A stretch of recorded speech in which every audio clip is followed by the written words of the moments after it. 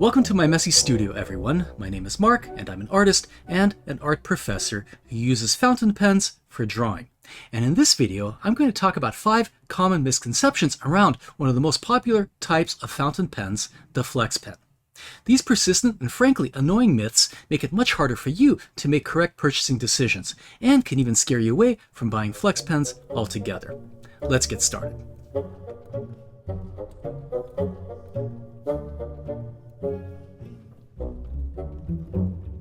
My own fountain pen journey probably started the same way yours did, by looking at YouTube videos and by reading the fountain pen forums.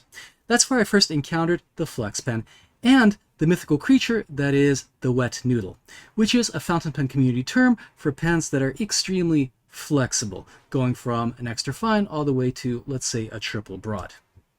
I was immediately smitten by all the fancy figure eights, by the calligraphic code cues, which set off a rather expensive journey to acquire the most flexible pens I can get my hands on.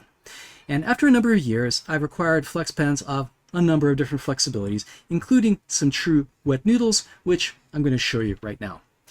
So this is the cheapest wet noodle. This is a number 6 steel ultra flex nib from Fountain Pen Revolution, which many of you are already familiar with. This is an inexpensive nib. You can still get it for, let's say, under $20. And it's just about the best performing inexpensive steel flex nib on the market. Then we have this pen, which is a little bit more difficult to acquire. This is an Opus 88 Fantasia, which has been fitted with a number 5 full flex nib from fpnibs.com, which is a Spanish company which specializes in all kinds of wonderful grinds.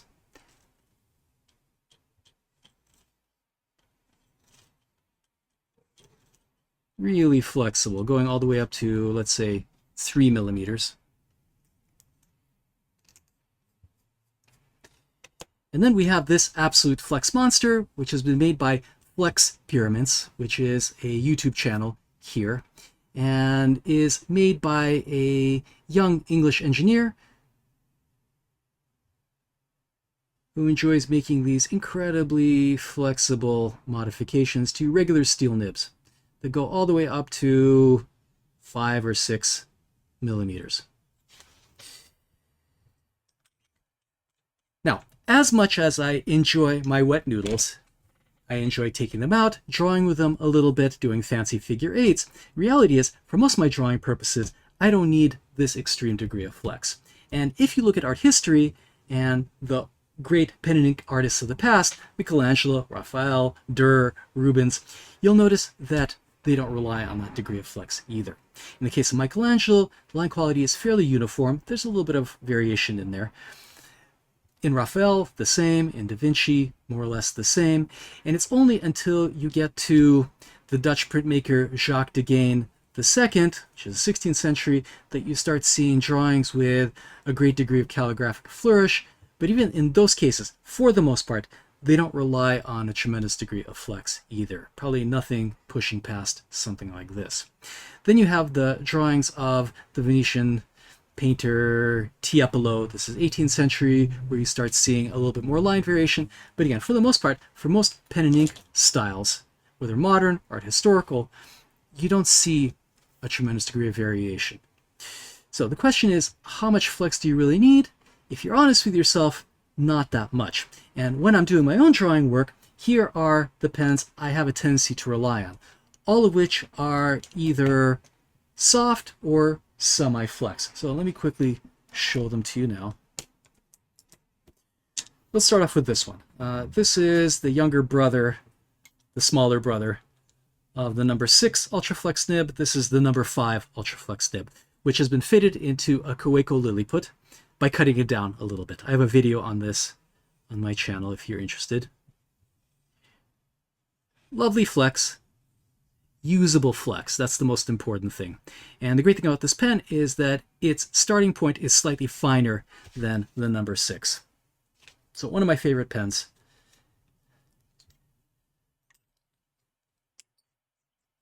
Highly recommend this mod, putting it into a Kaweco Lilliput. This is the Pilot 823 with an FA nib. This nib usually comes in the Pilot 743, but I swapped the nibs out. Again, another semi-flex nib. It starts off very fine, has excellent flow.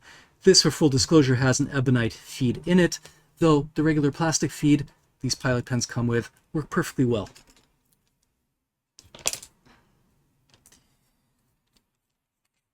This is a semi-flex gold nib, again, made by fpnibs.com.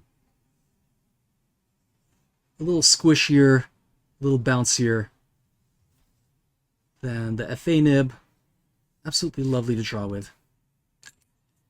And this one, which is currently my favorite pen, my favorite nib, this is an Opus 88 Coloro. Oh, by the way, this is an Opus 88 Picnic, which has sadly been discontinued, but the Coloro is exactly the same size, about the same weight. This pen has been fitted with a vintage Parker nib, Parker Lucky Curve nib. Absolutely delightful semi-flex nib. And one of the reasons why I like it is that its starting point is very, very thin. So this is almost like a extra fine. These are the 4 pens I tend to reach for way more than my wet noodles. And I think really the main question when you're looking for a flex nib is how much flex do you really need? Examine your pen and ink style. If you're still learning how to draw, look at historical styles that you aspire to be like, to emulate, and ask yourself how much flex is actually needed. Chances are you're not going to need anything nearly that flexible. And this type of flexibility really comes at a price, in that the lines these pens put down are very, very wet. They take a long time to dry. They require a certain type of paper. If you're layering them, you have to be really patient for one layer to dry before you apply another layer. Right? Extreme flex comes at some fairly extreme costs. The other thing to think about is that if you are only looking for a little bit of flex, you don't necessarily need to buy a dedicated flex pen, because the reality is most fountain pens, by their very nature, have a tendency to be flexible. So here is a regular TWSBI Eco, hasn't been modified, it's just right out of the box, and it has a touch of flexibility to it. So we can go from an extra fine line all the way to not quite a broad, maybe a medium. And this is going to be the case for just about every fountain pen. There are rare exceptions. So what are those exceptions? The Platinum Preppy is an exception. Right? Any pen with that kind of nib style tends to be an exception. Steel Pilot nibs tend to have less flexibility to them, though they still do. Right? So this is an Aspine V800. You can see it has a touch of flex to it. And actually, these regular fountain pens, not designed for flex, can have as much flexibility as some pens that are advertised as flex. So this is a rather expensive Pilot Falcon. It wasn't as expensive when I bought it years and years ago. It is a fairly expensive pen now. And it's advertised as semi-flex, maybe soft, and you can see that the flex on it isn't all that impressive. Now this is a very, very nice pen that I recommend, but the reality is that it's not all that much more flexible than a regular TWSBI Eco, which is currently selling maybe around $30.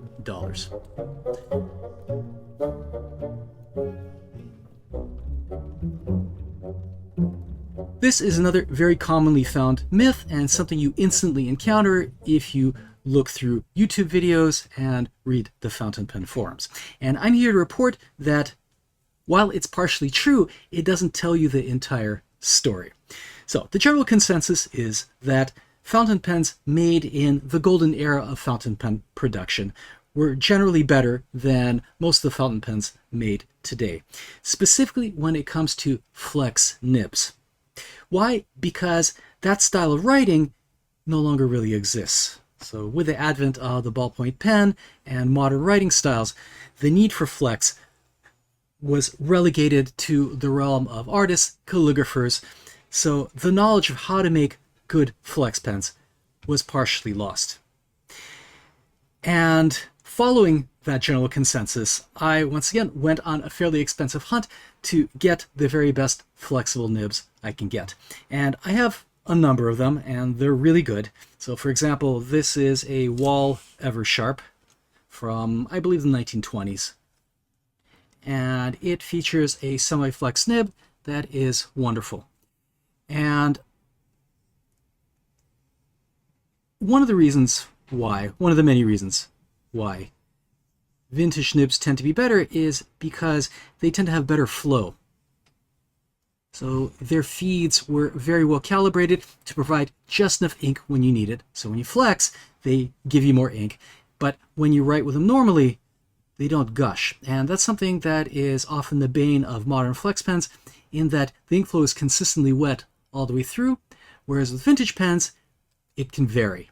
And that has to do with the geometry of the nib and the feed, obviously. So that's the first thing. The second thing is that vintage nibs tended to be sharper. So a lot of them were needlepoint, and then if you press down, went wider.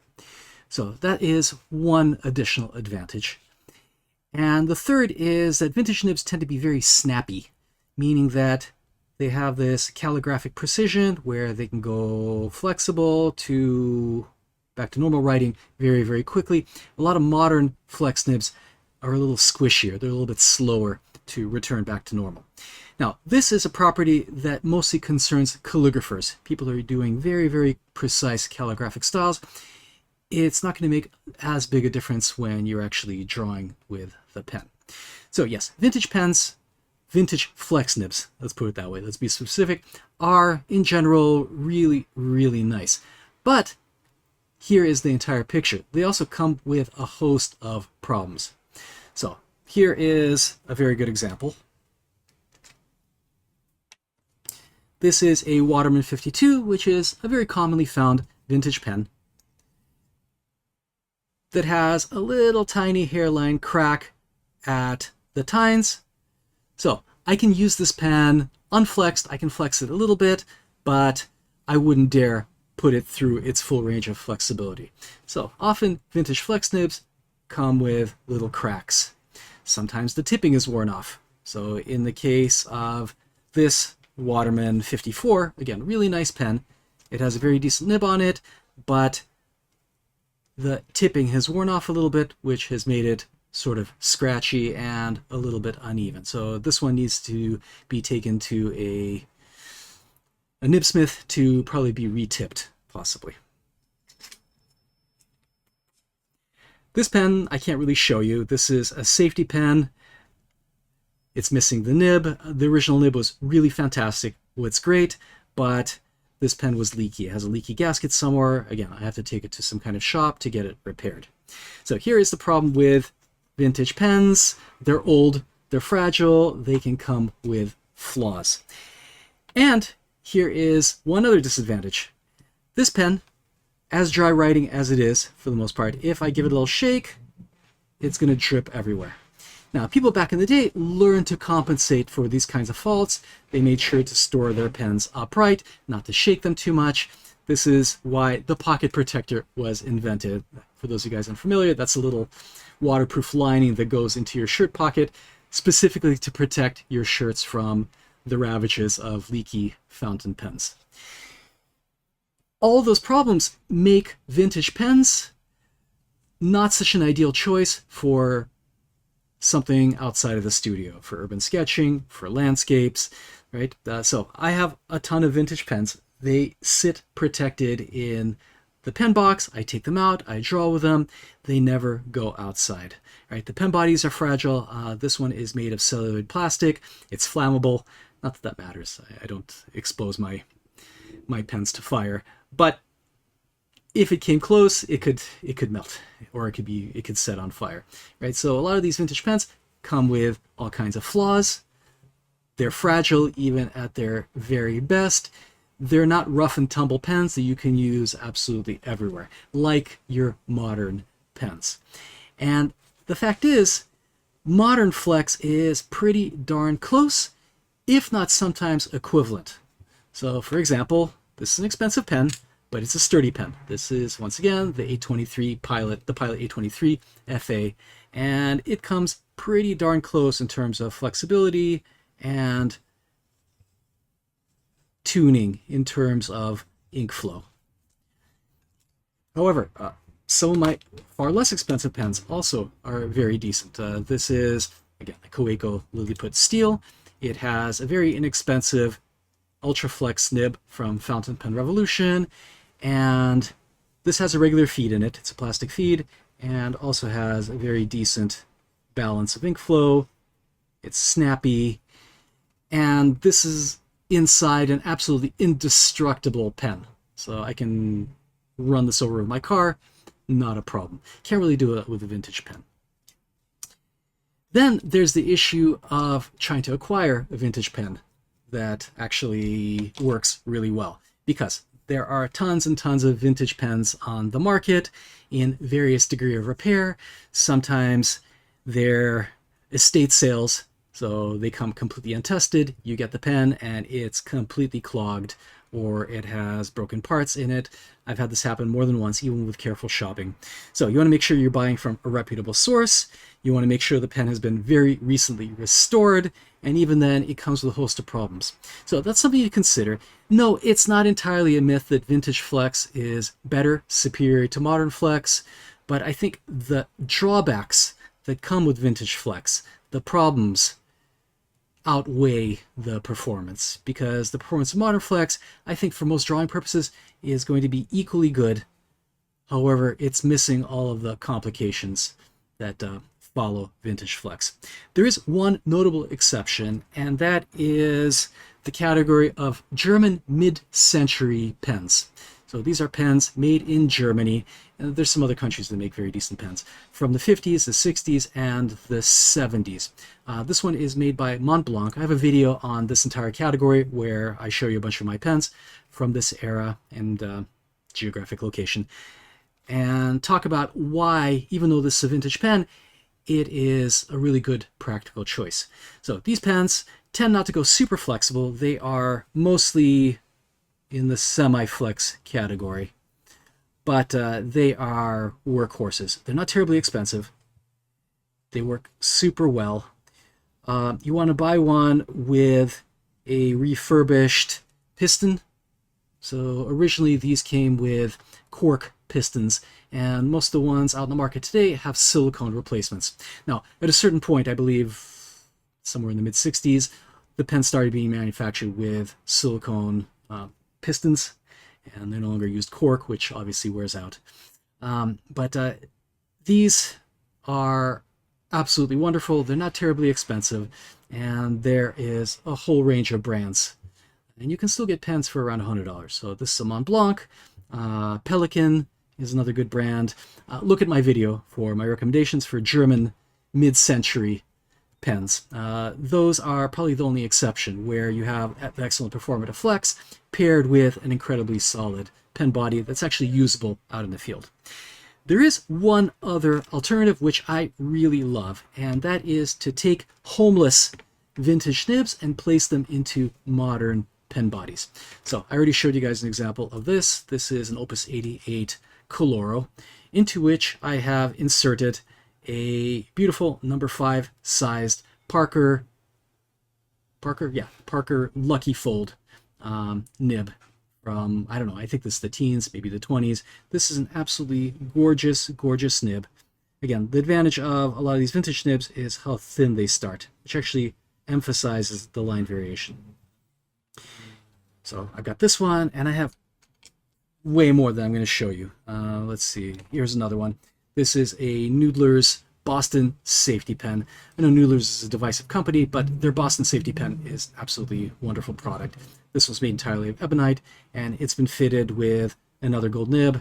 Sorry, I don't have my glasses. I can't remember what nib this is, but it is absolutely wonderful. This pen might dry out.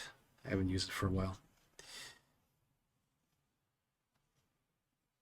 Okay, you see when I buy nibs, I usually look for semi-flex. They're going to be less expensive. They tend to be in better shape because people abuse flex nibs. So a lot of those flex nibs, one of the reasons why they're flexible is because some dum-dum used it way beyond its ability and strained the tines. So yeah, it's flexible for a while until you press down a little bit too hard and complete the damage. So that's another option. Let's see. Here's one more. This is a Coeco copper Lilliput, and it has an osmia nib in it, which was a little tiny bit smaller than the original nib, so I had to take a little bit of tape. There's all kinds of little adjustments you can make to get a nib to fit into the pen. Again, if you want to learn more about that, I have videos on it. But that is an absolutely ideal option in that you can pair the absolutely incredible performance of a vintage flex nib into an absolutely bomb-proof pen body, right? Something that will last you forever, hopefully.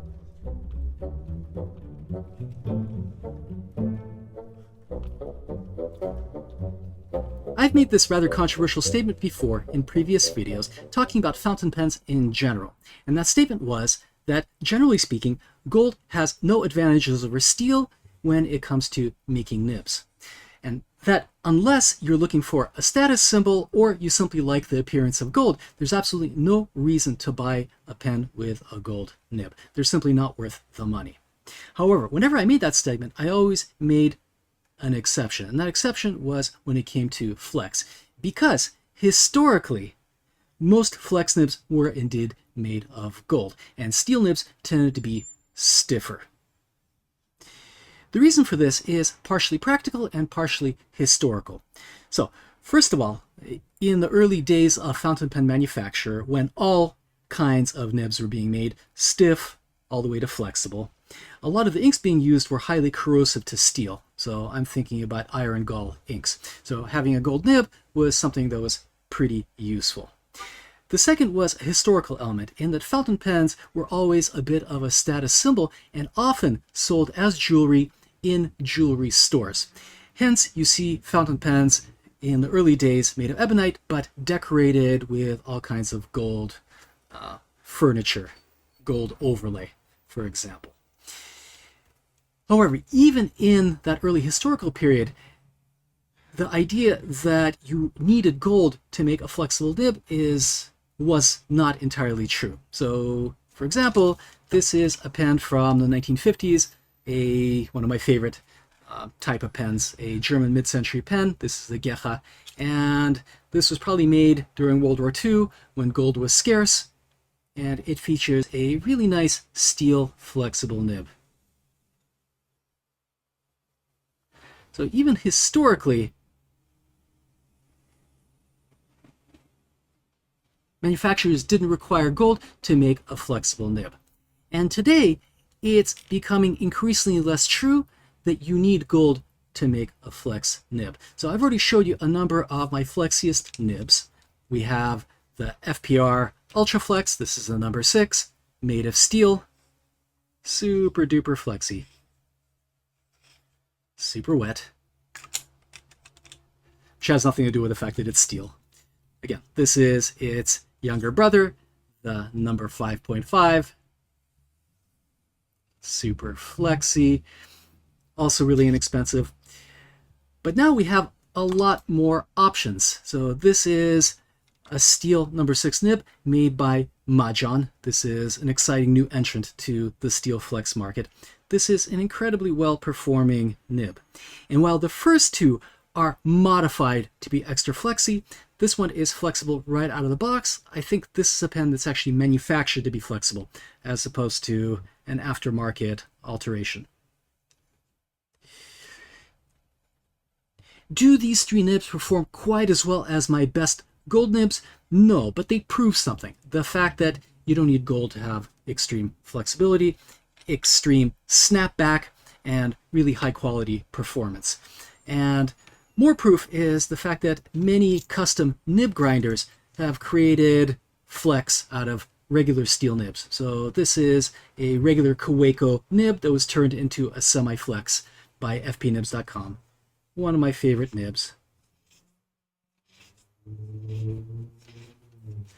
And once again, this is my Opus 88 Fantasia with that full flex modification. This is absolutely one of my favorite steel flex nibs. So gold is wonderful, and so far has the advantage over steel because traditionally it is the material from which flexible nibs are made. But I'm no metallurgist, but really gold has no advantage over steel when it comes to flexibility. In fact, with modern steelmaking technology, I would say it's pretty certain that steel actually has the advantage. And proof of that are the number of high-quality steel flex nibs, the fact that all dip pen nibs, for the most part, in the modern era are made from steel. Right, that's another proof. And I think in the future, we're going to start seeing more and more and more and more high-quality steel nibs coming out of China, and hopefully from Western manufacturers that are going to prove me right. So far, it's not entirely true that steel and gold are even. Gold still has an advantage, probably. But I suspect now with the gold prices becoming increasingly unaffordable, that we're going to start seeing the edge go to steel flex. But the main argument of why gold is not better than steel when it comes to flex is simply practical. Do you want to take a gold nib fountain pen out into the field? Do you want to sketch with it? Do you want to throw it around your studio? Absolutely not. So I've got a number of really, really high quality gold nibs. They stay at home. Which ones go out in the field? My steel nibs. That's the main argument for why steel is actually better than gold when it comes to flex.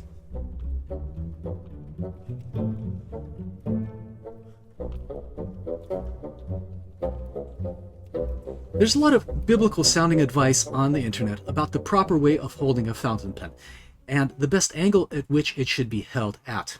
As if we hold the pen incorrectly, we deserve a sharp snap on the knuckles with a ruler. So I'm not sure if there are way too many people in the fountain pen community that used to be school headmasters. But here's the thing. Perhaps this is true if it comes to calligraphy. In fact, in calligraphy, often we have certain nib holders that ensure a proper 45-degree angle. But when it comes to drawing, I'm here to tell you, from my experience, there is no proper way to hold neither a fountain pen or a flex pen, and that it'll work really well at any angle. So here is one of my favorite flex pens. You've already been introduced to it. This is the Opus 88 with the vintage gold nib, and it will flex at a flat angle, as flat as the feed will allow. So on some nibs, the feed will stick out too much, but if I hold the pen flat, guess what? It will flex. It'll write perfectly well. It'll obviously write at a steeper angle, and it'll flex at a vertical angle. Here's a more vertical angle. Let's see if I can tilt it up a little bit. Right? Not quite vertical. I don't recommend perfectly vertical. Guess what? It still works perfectly fine. Now, for maximum flex at maximum speed, 45 degrees is optimal. So I don't recommend trying to flex the nib and pressing down at a vertical angle. But if I want maximum flex at maximum speed, okay, 45 degrees will probably be best. But the pen will work at many different angles, including upside down. Obviously, it's not going to flex upside down, but one of the great things about fountain pens is that it can create many different kinds of strokes. Now, why would you want to hold your pen at different angles and at different lengths? Well, sometimes you're trying to create all kinds of rough, organic-looking strokes. In a landscape, you're trying to create grass texture. You hold the pen way back, you hold it flat against the paper, and you might be able to create these kinds of strokes, which involve a little more of your shoulder than, let's say, your wrist. Why would you want to hold the pen vertical? Well, let's say you're sketching and you've got your sketchbook in your lap, and it's very difficult to get that ideal 45-degree angle. Okay, so you might want to hold the pen at a slightly more vertical angle. When I'm out sketching, I often keep my sketchbook in my lap, and my pen is tilted, again, not a perfect 90 degrees, but at a more vertical angle than is ideal. This will work with any pen. So feel free to hold your pen at whatever angle you're comfortable with. Feel free to grip towards the nib, feel free to hold it way back like this. There is no correct way to hold a flex pen. You're not going to damage your pen. You're not using it incorrectly. If you're a calligrapher, I don't know. I'm not a calligrapher. I suspect probably in those cases, they have to keep the pen at a 45-degree angle to ensure consistency of stroke. We as artists do not. So you can just simply ignore that schoolmarm advice to make sure you're holding the pen correctly. For the sake of art, it is just completely wrong and unhelpful. And the most damaging element is that it focuses your attention on making sure you're holding the pen correctly rather than actually drawing correctly. The very best pen should become an extension of your hand. This is something I've said many, many times. This is repeated advice. You shouldn't have to focus on the pen when you're doing the drawing. Right? If you're focused and worried that you're going to damage the pen or using it incorrectly somehow, it's going to interfere with the drawing process and the main task at hand, which is the huge mountain of responsibilities that are required to actually make a good drawing. Right? Holding the pen at the correct angle is nowhere near the top of the responsibilities. In fact, it's not a responsibility at all. So again, I have modern pens, I've got cheap pens, expensive pens. All of them I've used at different angles. This is absolutely universal advice. Please ignore anybody telling you that you're holding your pen at an incorrect angle. It is simply wrong. Now,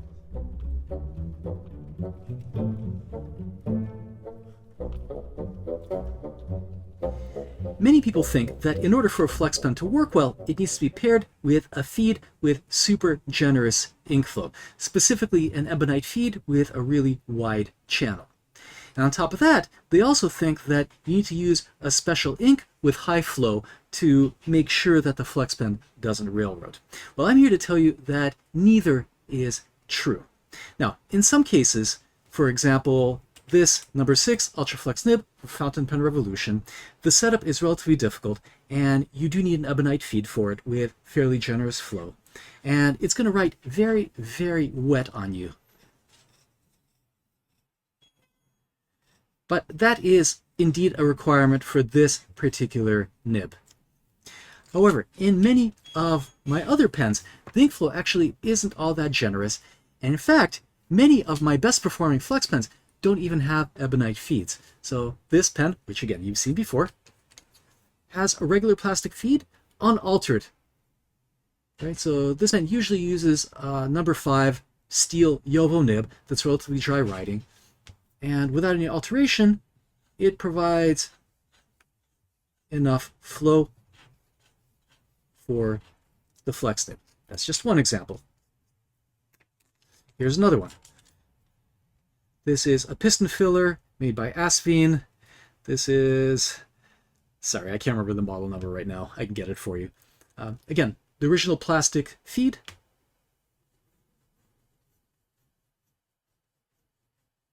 Right, I'm going at speed. I didn't prime the feed. That's just how the pen works. Here's another example. This is my Kaweco. Kawecos tend to be very dry writing, particularly if they're extra fine nibs. This is a custom-made nib by fpnibs.com with the original unaltered feed. Works perfectly fine. Here's another example. This is the Kaweco Lilliput Copper. It has a vintage nib in it, the original plastic feed. The ink channel hasn't been widened. I'm using ink that, oh, okay, it dried up a little bit. Maybe the ink is, I'm running out of ink here. Okay, there it goes. No, okay, it's dried up a little bit. Okay, disregard that example. Okay, here's another one. This is, again, the Kaweco Lilliput in steel. It has a number 5.5 Ultraflex nib in it. And, of course, it's not going to write. Okay, there it goes.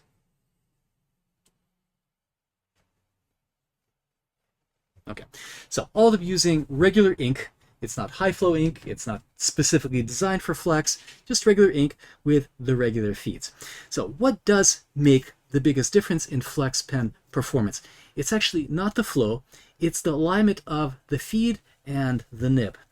Because if your flex nib is not working, Usually, the biggest culprit is not the ink flow, it's not the ink, it is the fact that the nib is pulling away from the feed, breaking the surface tension. So if I flex this pen, this is the biggest culprit here. This is the Ultra Flex.